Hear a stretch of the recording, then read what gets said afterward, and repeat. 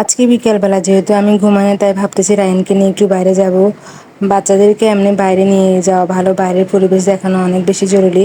এখনকার ব্যস্তময় জীবনে আমরা বাচ্চাদেরকে বাইরে খেলাধুলা মানে বাইরের পরিবেশ থেকে ঘুরে আনতে তেমন একটা সময় পাই না।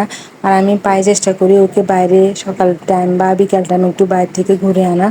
ও এমনিতে বাইরে যাইতে পছন্দ করে, এখনকার বাচ্চারা বাইরে যাওয়ার জন্য অনেক বেশি পছন্দ করে।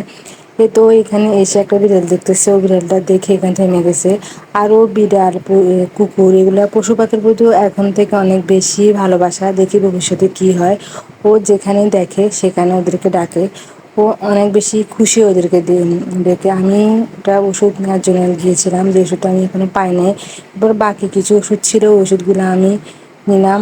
তারপর যাওয়ার পথে আমি ডাব দেখতেছি, ওনার থেকে আমি প্রায় ডাব নিই। উনি আমাকে জিজ্ঞেস করতেছে আমি এই দুদিন কোথায় ছিলাম। এরপর আমি একটা ডাবের ওখান থেকে নিয়ে তারপর আমি বাসায় চলে আসি। কিছু কাপড় ছিল যেগুলো আমি গোছাইনি, এখন এগুলো বসে বসে গোছা।